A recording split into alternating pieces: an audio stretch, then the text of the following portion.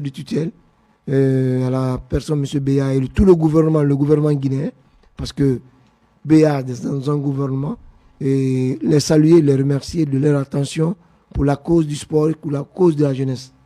Et passé cela, nous sommes passés aussi voir un autre Guinéen, dont vous voyez les images.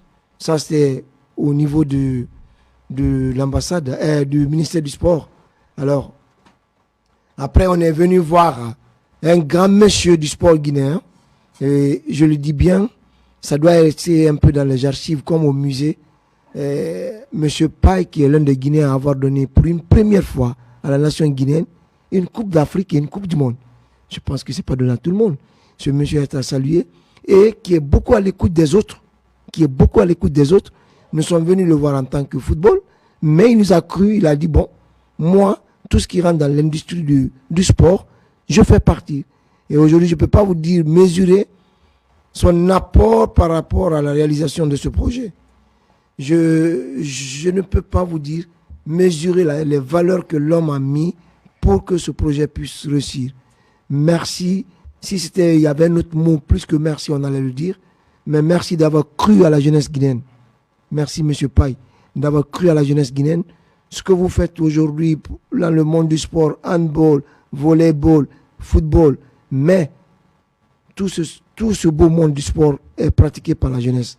Si vous ne croyez qu'à la jeunesse, et l'avenir d'une nation se résume au monde de la jeunesse. Merci de nous avoir cru. C'est pour ça que notre second déplacement a été là-bas. Et le troisième, comme je le disais à tout soin et à tout honneur, nous avons les Espagnols dans nos cours. Nous avons bien dit, vous êtes chez vous, c'est vrai, mais quelque part, il y a une brique qui manque.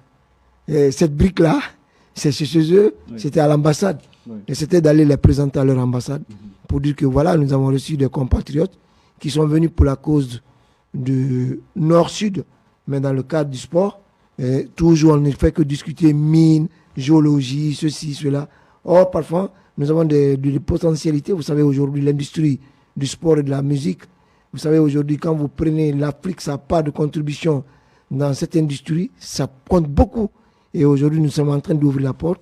Alors, monsieur l'ambassadeur nous a très bien reçus avec toutes les portes ouvertes et avec nos confrères. Et ça a été vraiment une journée très chargée, oui. Mais une journée très productive. Je pense qui va porter fruit demain dans l'assiette du sport guinéen dans son ensemble. Et justement, donc, avec cette visite du club espagnol Retafe, club qui évolue en première division, on a un plateau, là, on l'a déjà présenté, M. Onana Joseph, qui est le manager international de ce club. M. Onana, est-ce que vous êtes vraiment satisfait de cette première journée de travail?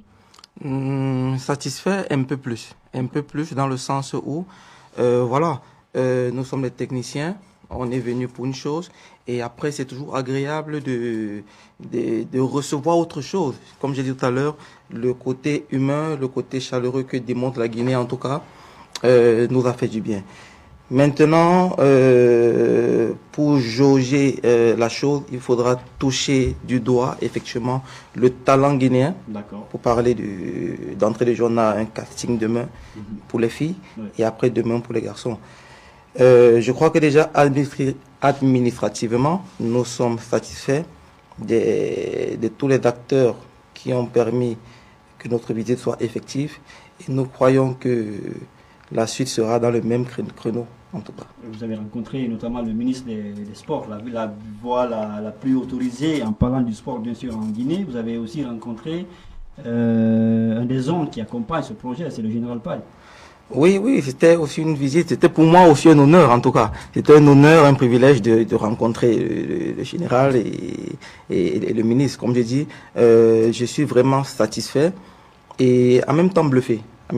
Parce que on a déjà eu ces projets dans plusieurs pays, mais la Guinée a apporté une touche particulière à la chose, une saveur vraiment aguicheuse, et nous sommes motivés. Et justement, c'était quoi le déclic? Parce que c'est pas quand même facile de convaincre un club comme Retafe, qui est un grand club espagnol. Qu'est-ce qui a été vraiment le déclic? Qu'est-ce qui vous a vraiment convaincu d'être en Guinée et de croire au projet de ces initiateurs? Bon, déjà, il y a un organisateur qui a été pour moi un père, un manager quand j'étais footballeur, Monsieur Achille Kamga. Okay. Et une fois qu'il arrive en Guinée, il m'a dit, écoute, on parle de tous les pays, c'est facile de parler du Cameroun, le Congo, la Côte d'Ivoire, mais la Guinée-Conakry est souvent un peu lésée à l'international. Il m'a dit que c'est pas parce qu'il n'y a pas de talent, il y a du talent, mais peut-être le problème est à la communication ou alors ailleurs. Et lui, sur le terrain, il m'a dit que voilà, il a un de ses amis, le président de la Guifoot, mon frère Ismaël. Et on a essayé de causer un peu, de communiquer, de trouver un moyen pour visiter le pays. Ça n'a pas été facile. Les idées étaient en place. Le projet était calé, mais il fallait effectivement convaincre le club de Getafe de faire la visite. Et j'ai dû peser humblement de mon poids à travers que j'ai dans le club, mais les privilèges, pour à mon tour convaincre. Convaincre n'a pas été facile, mais comme je dis, nous avons dans le club certains Africains. C'était facile de leur dire qu'écoutez, on a les Africains. Déjà, c'est important de noter que le marché africain aujourd'hui est le plus sollicité. D'accord. Peut-être parce qu'il est moins cher, mais surtout dans le talent, il est sollicité parce que voilà, les Africains ont quelque chose que l'Occident n'a peut-être pas. Okay. La niaque, l'envie, le talent brut. Donc, il a fallu que j'utilise ces mots-là pour leur dire que, bon, écoutez, allons-y faire un tour et on verra bien. Je remercie les organisateurs qui ont permis ce projet, qui ont aussi facilité, savoir que ceux qui nous invitent, ceux qui prennent en charge un certain nombre de choses, ça a aussi facilité la tâche.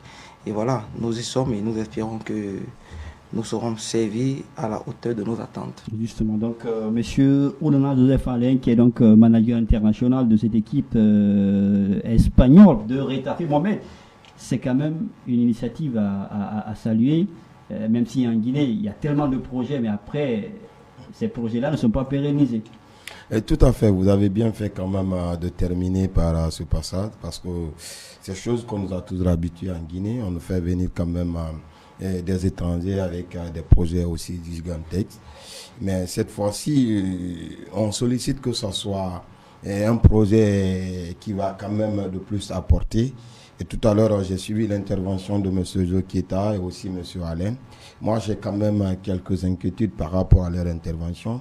La première, c'est par rapport à cette structure qui a eu quand même l'initiative de coopérer avec un club à dimension internationale, parce que quand vous jouez déjà à la Liga, c'est que vous constituez la vitrine de football mondial, parce que Retafe que nous connaissons, qui joue dans le même championnat que le Real de Madrid, le Barcelone et ainsi de suite, ce n'est pas un club qui peut s'hasarder à venir faire un semblant en Guinée. Maintenant, quand vous prenez un peu l'association, parce que ça c'est l'Académie guinéenne de football, et quand vous prenez la dénomination, nous avons une panoplie d'académies qui existent déjà sur le territoire national, pas seulement à Conakry. Parce qu'on a l'impression quand nous parlons de football, généralement c'est à Conakry, étant donné qu'il y a suffisamment de talent à l'intérieur. Et ma première question, c'est de savoir, est-ce que cette structure a des antennes à l'intérieur du pays? Bon, pour répondre à cette question, elle est tellement belle. Vous savez, aujourd'hui, l'envie de jouer au football est une envie nationale et internationale. Tu vas voir dans chaque famille, chaque gosse veut jouer au football. Ce qui veut dire que entamer un travail est synonyme de répartition de tâches. Aujourd'hui, le LAGIF, la LAGIF, entendue par l'association des académies, vous avez entendu bien, l'association des académies guinéennes de football a une représentativité nationale sur tout le territoire national. Mais, par exemple, pour cette fois-ci, pour ne pas faire trop de stresser, vous savez, en matière de football ou comme en matière des arts, en général, ce n'est pas toutes les familles qui ont les moyens d'envoyer leurs enfants dans les académies. Maintenant, qu'est-ce que nous avons fait cette fois-ci, comme l'année passée? Le manager serait là encore pour témoigner cela. Si on tenait compte seulement que de prendre le groupement des académies, on pouvait ne pas aller complètement jusqu'à l'intérieur du pays. Nous sommes partis même à l'informel, informer les différents clubs où les enfants jouent très bien, on les a demandé de venir. Imaginez-vous que dans la présélection, il y a des gens qui ont été informés, parce que nous avons eu une première sélection, j'étais avec Massi, Oui, le jeudi, hein, hier. le jeudi passé, c'était jeudi. C'était hier. Jeudi, qui ont été informés, les gens qui sont venus de Fourcaria et de Bofa, qui ont été informés à 0h. Ils étaient à Conakry à 6h, 7h. Et imaginez-vous que sur l'ensemble de Conakry, la quasi-totalité de ceux qui ont été retenus de ceux qui sont venus de l'intérieur du pays. De Koya, de Fourcaria et de Bofa. Vous comprenez? C'est que l'information est partie diversifiée à ce que nous puissions voir tout. Mais, à l'antenne ici, il faut retenir que la visite n'est pas forcément une détection. D'accord.